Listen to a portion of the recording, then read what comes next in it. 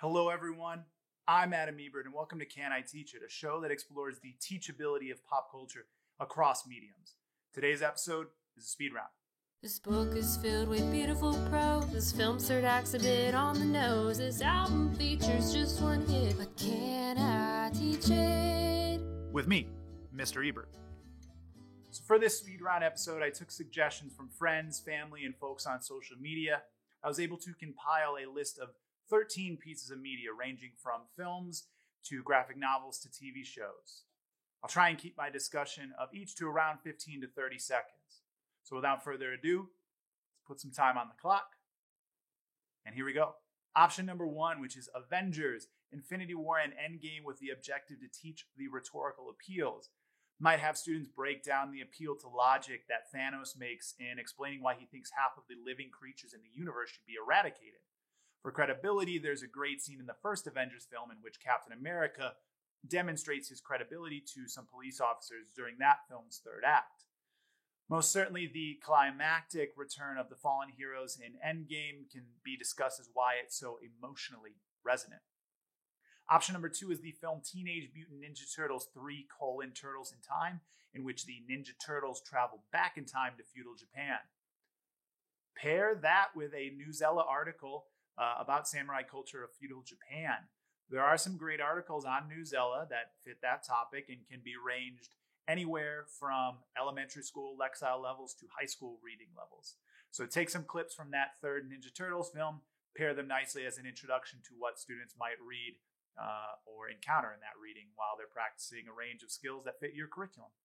Option number 3 is Trolls 2, the film in which the trolls from the first film encounter trolls that represent different genres of music. This would be a great opportunity to introduce younger students to the various genres of music. So elementary school students could be introduced to genres like pop, rock, classical, reggaeton, funk, and techno through the various scenes in the film. Have them maybe pick out how each song or type of song is different and break down how the different trolls dress based on their genre of music. Option number 4 is the film The Favorite, about Queen Anne in 18th century England. This is very much an AP literature style piece in which you have students analyze the filmmaker's use of tone, costume design, production design, and acting to tell a story that they can also assess the historical accuracy of. This is prime film as text, and you can have students use the language of film to analyze the filmmaking present around. Option number 5 is Jojo Rabbit, the Taika Waititi film about a young boy whose imaginary friend is a satirical version of Hitler. The objective there would be focused on tone, narrative perspective, and adaptation in addition to satire. Have students analyze the tone established by the filmmaker, reflect on the perspectives dictated by the main character, and explore the adaptation process between the original book and the film itself.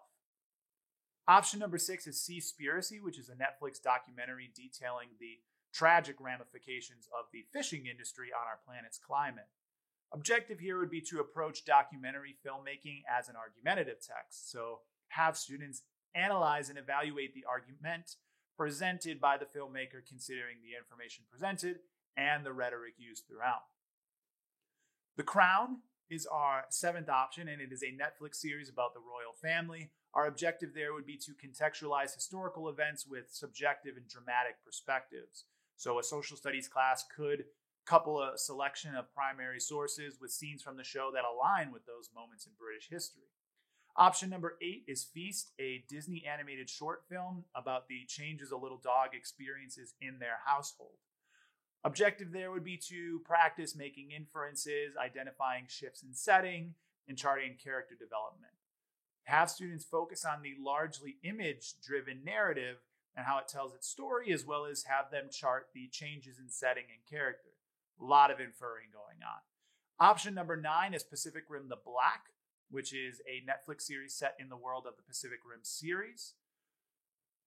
Explore those characteristics of a dystopian story of an apocalyptic genre and how the series is an example of those genres. So have students chart, how is this show an example of a dystopian story? Identify the characteristics, maybe even compare it to a text like Cormac McCarthy's The Road that deals with an apocalyptic society.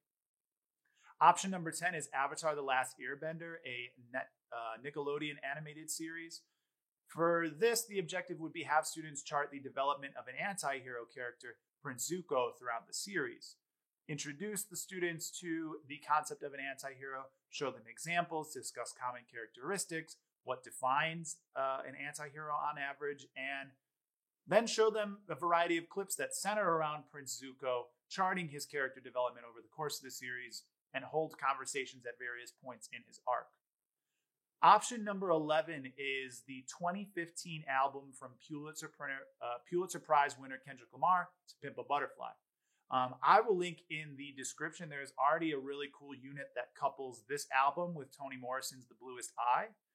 But the objective here would be to analyze an author's perspective on the Black experience in the U.S., comparing that with potentially other ethnic perspectives and experiences. I would really focus on 4 tracks in particular: All Right, Blacker the Berry, Wesley's Theory, and King Kunta. You can pair All Right with Hanif Abdurraqib's essay, Tell 'Em All to Come and Get Me, from his collection, They Can't Kill Us Until They Kill Us. The other songs, The Blacker the Berry, Wesley's Theory, King Kunta, all of those explore the dynamics of the Black experience in America and could be used to compare that specific experience with other cultures and ethnicities' experience in the U.S. Think of the pairing between Walt Whitman's I Hear America Singing and Langston Hughes' I Too Sing America. Option number 12 is The Adventure Zone, a podcast in which 3 brothers and their father play an ongoing D&D campaign, Dungeons & Dragons. Have students chart the differences in the original campaign versus the liberties that these creators took in adapting for their collaborators and their audience. The standard I would point to here is analyze the representation of a subject in 2 different artistic mediums. So how did the McElroys put their own spin on key moments in a popular D&D campaign? Could be a great exploration of authorial voice and how a certain author brings their specific style to a tried and true story. Our last option, option number 13, is Rendezvous in Phoenix by Tony Sandoval. It's an autobiographical graphic novel that tells the story of a young Mexican artist who is smuggling himself north of the U.S. border. Our objective here would be to explore the personal narrative of an immigrant and their motivation for traveling north of the U.S.-Mexico border. In addition to merely reading and discussing the text, as well as focusing on particular artistic choices made by the author, I might pair this with immigrant stories from throughout history. What motivates these individuals to migrate from one country to another? I think that can lead to some great discussions with your class. That concludes our speed round. Please be sure to like, share, and subscribe to our channel. You can follow me on Twitter at Mr. Adam Abort and on Instagram at Can I Teach It. But until next time, happy teaching.